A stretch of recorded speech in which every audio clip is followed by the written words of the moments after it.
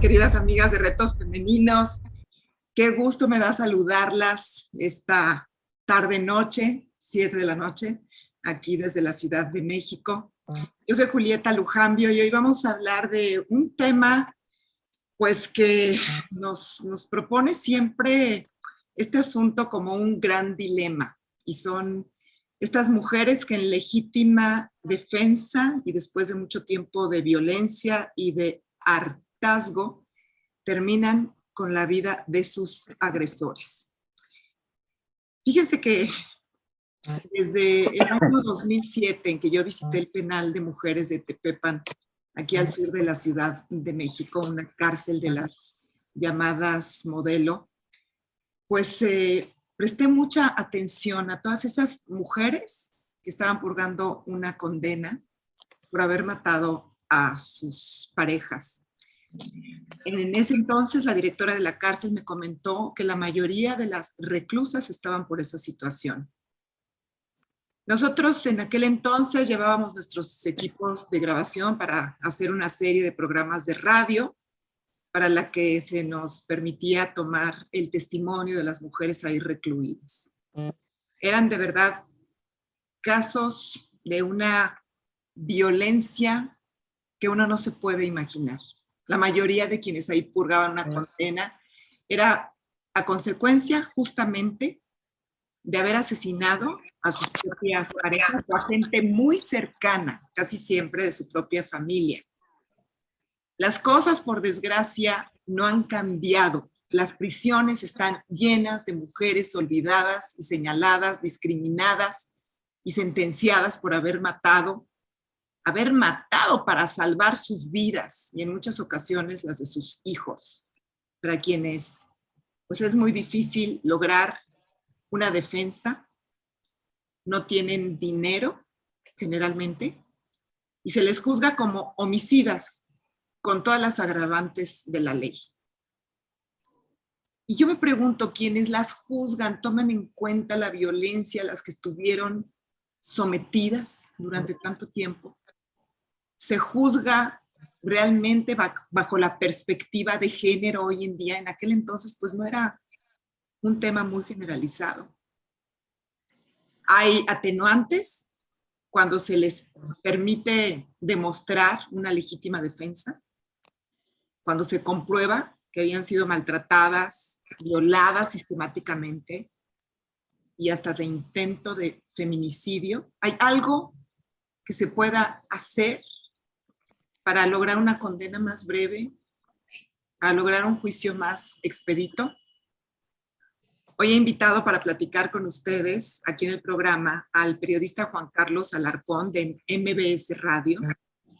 Él ha hecho un trabajo excelente en el que se permitió dar voz a estas mujeres que buscan salir de prisión para continuar su vida en libertad, ya sin las amenazas constantes de quien las tenía permanentemente de rodillas.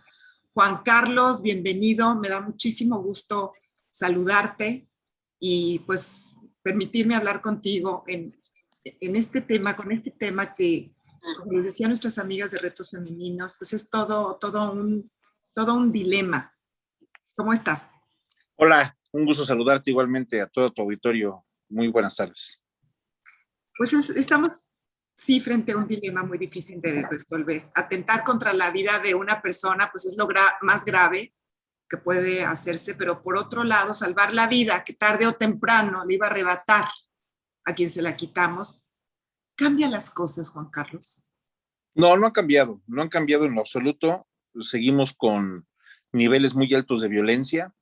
Te comentaba que en lo que va de enero a julio, en este periodo de 2021, se han registrado más de 20,000 casos de violencia familiar, donde las principales víctimas son mujeres, adolescentes y niñas. Recae más en el género femenil que en el masculino, que también hay casos, pero recae más todavía en estos momentos en las mujeres.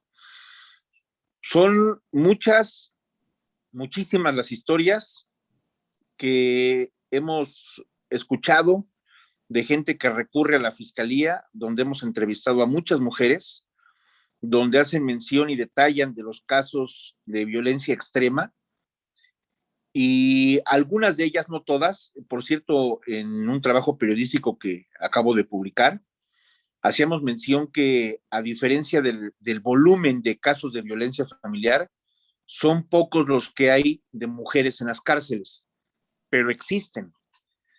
En la Ciudad de México tenemos el penal femenil de Santa Marta y tenemos el penal femenil de Tepepan. En uno y en otro hay 7 casos, o sea, estamos hablando de 14 casos, 7 en Tepepan, 7 en Santa Marta.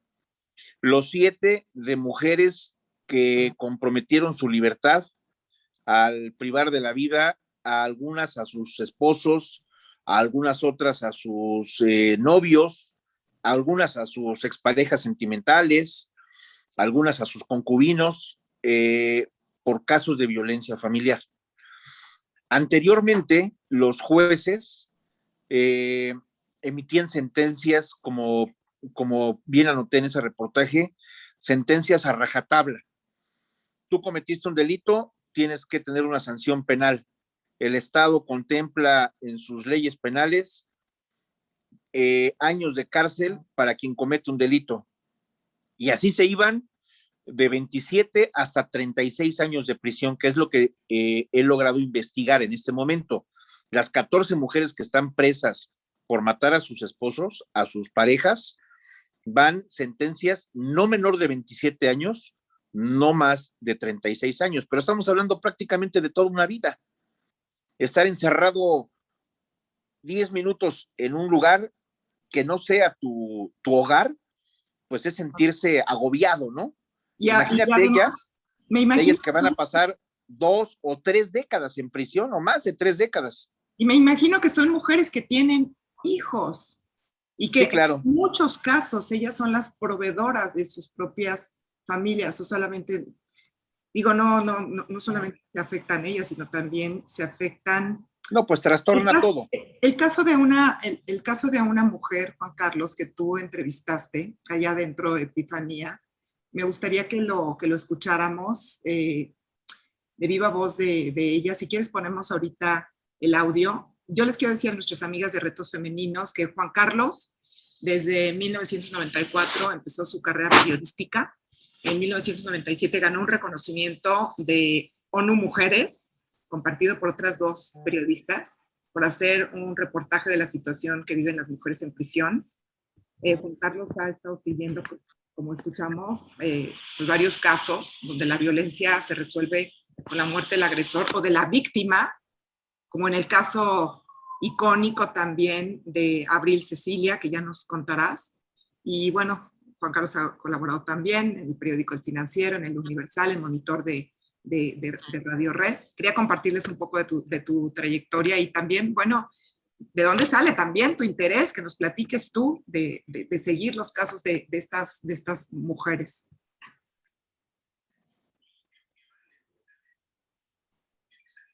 ¿Sí, Juan Carlos? Sí, perdón, pensé que íbamos a escuchar el audio, pero bueno, la antesala de este audio que vamos a escuchar es el caso de la señora Epifania, una mujer de 57 años. Tenía una relación marital con una persona, con un hombre. Este individuo violó a su hija cuando era pequeña, pero al paso de los años la relación se normalizó, quisiera yo utilizar ese término. Vivían los 3 juntos, pero este tipo nuevamente recurrió a la violencia. Y en una noche de marzo de este año, nuevamente comenzó a atacar a la señora Epifania. La hija a la que había violado sale de la habitación para defender a su mamá, y en ese momento la mamá, la señora Epifania, toma un arma de fuego y dispara. Ella dice que no sabe hacia quién o hacia dónde apuntó, y es lo que vamos a escuchar. Me aventó el sillazo, yo traía la pistola en la mano y me hice así, le disparé abajo de mi brazo, ni siquiera lo vi para siquiera darle en algún lugar en especial. Afortunadamente o desafortunadamente, no sé ahora qué pensar, él murió. Y como yo me entregué ese mismo día, yo no quise huir ni nada. La organización que me apoyó en 6 días, quedé en libertad, se demostró mi inocencia. Yo quiero pedirle por favor también al gobierno, porque yo sé que hay muchas víctimas en la cárcel que solo trataron de defenderse, trataron de defender su vida y a sus seres queridos y no nos dejaron otra alternativa. Pues ya escuchamos este caso de esta mujer que ahora tiene que purgar una sentencia. Y tú que has platicado con estas mujeres, ¿qué ocurre en sus mentes? ¿Es el hartazgo? ¿Es la impunidad? ¿El estar una y otra vez denunciando, a lo mejor perdonando, a lo mejor haciendo muchísimos esfuerzos por tratar de salvar la situación? O a lo mejor es que no se deciden a tiempo, que no previenen lo que a lo mejor pues se pudo haber evitado, Juan Carlos. Es un conjunto de problemas. Es como meter todo en un globo y llega el momento en que el globo no resiste y revienta.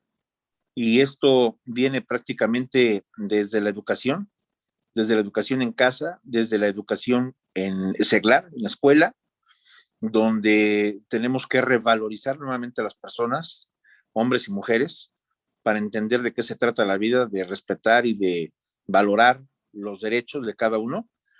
Y si eso no lo entendemos, pueden existir las mejores leyes penales. Se han hecho modificaciones penales para incrementar penas, condenas, campañas, políticas públicas.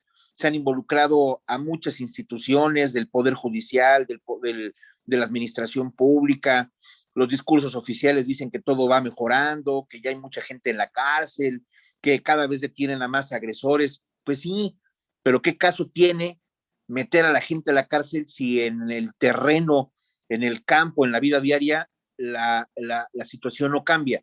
Las mujeres siguen siendo agredidas, las mujeres siguen siendo violentadas, las mujeres siguen siendo acosadas, siguen siendo violadas y lo peor, asesinadas. Te comentaba hace unos momentos en el Día Internacional de la Mujer, el mes que se conmemora, que es en marzo, es el mes este año que más feminicidios se han registrado. Más de 15, 16, 17 feminicidios quedaron en ese registro. Imagínate nada más.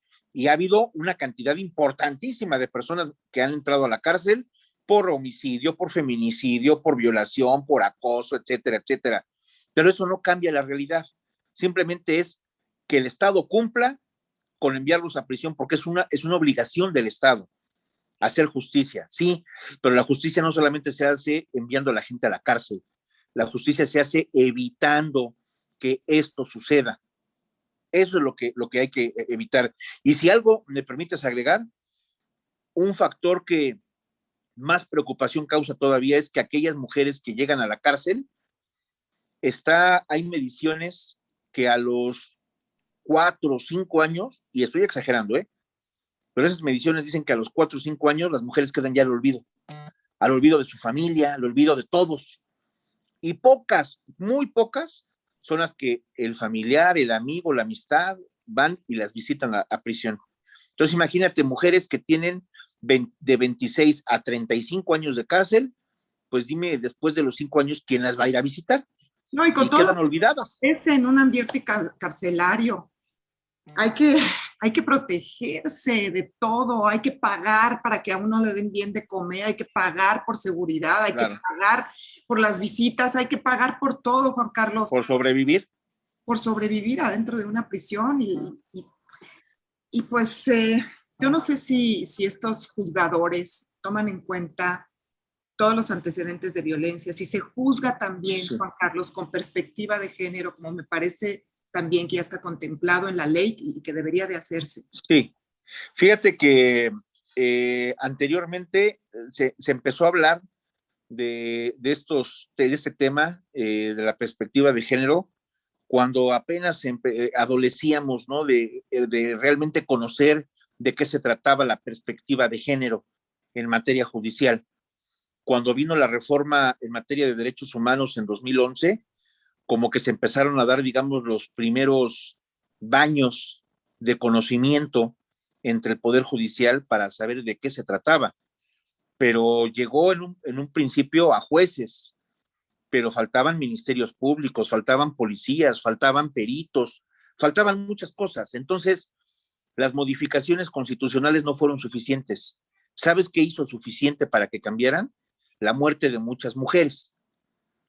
La muerte de muchas mujeres motivó e impulsó y catalizó esos cambios que ahora obligan o que ahora ordenan a los jueces, ordenan a los ministerios públicos, a policías de investigación, a policías preventivos y a peritos, a que traten los casos con perspectiva de género.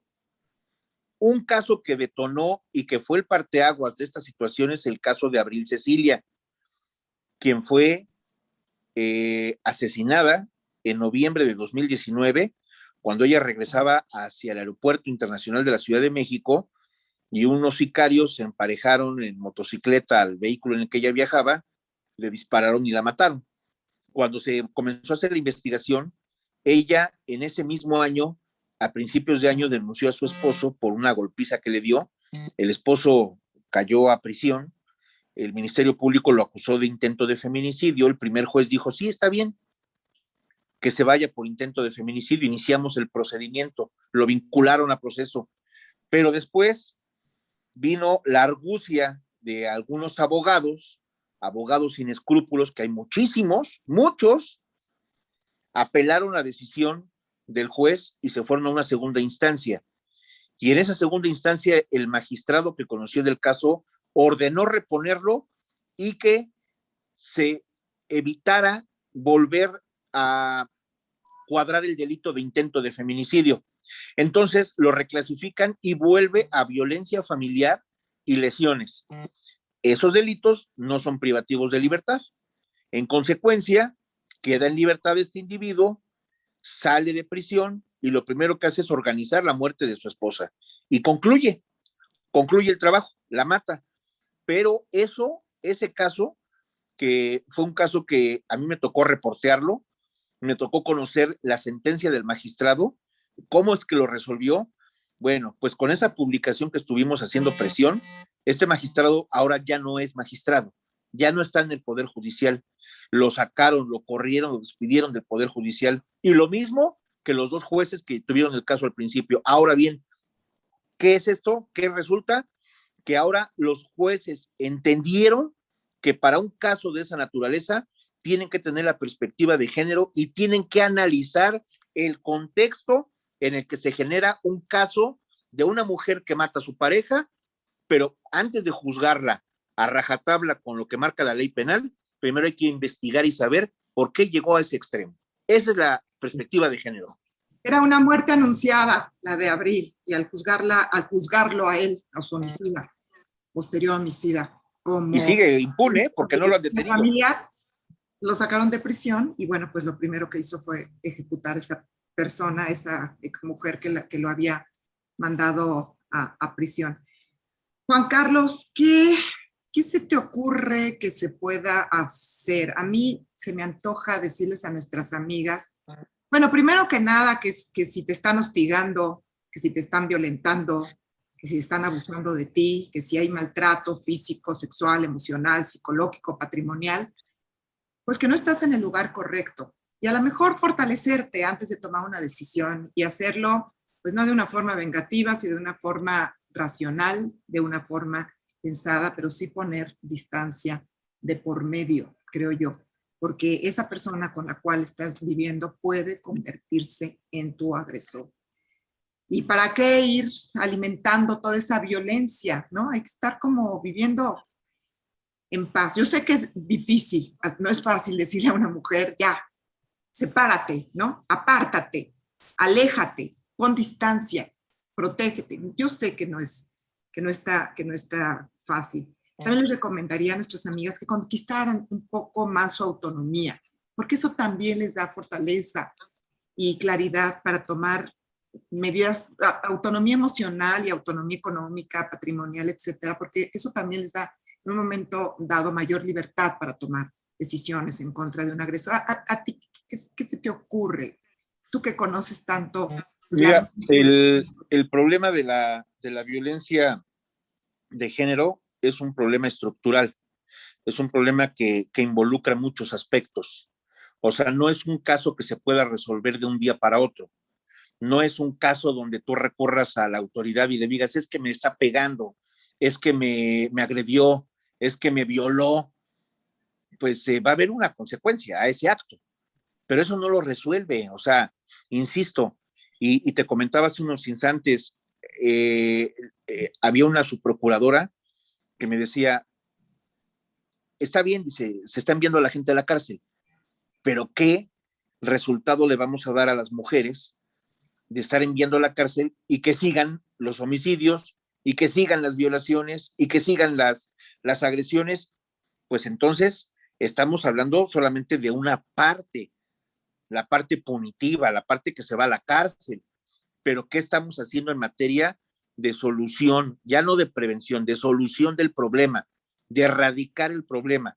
Ya se modificaron leyes, ya la doctora Sheinbaum emitió una alerta de género para la Ciudad de México, ya se involucraron a las alcaldías, se involucraron a la Secretaría de Salud, al Tribunal, a la Secretaría de Seguridad Pública, del Bienestar, etcétera, etcétera, sí, un monstruo de instituciones para tratar de resolver el problema, pero no cuaja, pero no cuadra. ¿Y por qué no cuadra? Pues porque este país o esta ciudad le faltan muchos valores de educación. Y no me quiero meter al terreno de lo moral, porque no ese es el terreno, es el terreno práctico, el de la praxis diaria, el de la educación, el de saber qué es lo que debes y cómo debes respetar a las personas. Si ese valor no lo tienes, si eso no lo aprendes desde un principio, cualquier esfuerzo va a estar muy limitado. No quiero decir que no tenga efectos y que no tenga buenos resultados. Creo yo que el efecto se va a quedar a la mitad. Entonces, ¿qué es lo que podemos hacer en este momento? Pues de entrada, reconocer muy ampliamente el problema y saber que esto es de largo aliento. No se va a resolver de un día para otro. Vamos a seguir atestiguando feminicidios, vamos a seguir atestiguando casos de mujeres que matan a sus esposos, vamos a seguir atestiguando casos como el de Abril Cecilia, porque es un problema que se generó durante mucho tiempo. O sea, veníamos de una sociedad de la época revolucionaria en que todo se veía de manera machista y así siguió y así se educó. Incluso hasta los gobernantes que están en la actualidad, si te das cuenta, su cartera política no está ahorita con la mujer. Lo podrán decir de la boca para afuera, pero en realidad no es así, porque si fuese de esa manera, si realmente fuera un interés de las autoridades actuales, entonces ya habrían modificado toda una ley general de educación para comenzar a revalorizar a las personas. Así Pero es, no lo han hecho. Yo así no lo he es. visto. No lo vi con Peña Nieto. Peña Nieto No, generó una reforma educativa y el presidente que está ahorita, pues ni eso, ¿no? Ni eso.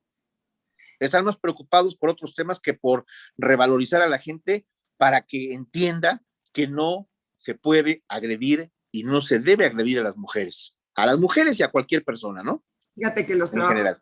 los trabajos periodísticos que estás haciendo pues tienen trascendencia. Ojalá que te escuchen bien, ojalá que escuchen bien esas mujeres a quienes les has dado pues voz desde las prisiones, que se revisen sus casos, no tienen por qué estar padeciendo 27 a 35 años de prisión, en donde, como tú dices, a los 3 o 4 años la gente ya no resiste, las mujeres truenan allá adentro, las olvidan, y bueno, en detrimento, por supuesto, también de sus familias, porque las familias enteras son señaladas. Imagínate tu mamá, que te digan tu mamá mató a tu papá cuando ni siquiera saben todo el antecedente que hubo. Ojalá que de verdad se revisen todos esos casos. Por supuesto que no está bien terminar con la vida del agresor, por eso también Claro. hablamos mucho de prevención. Juan Carlos habla mucho de educación, de irse para atrás, de reforzar esos valores y la vida humana como el valor más alto al cual podemos nosotros aspirar.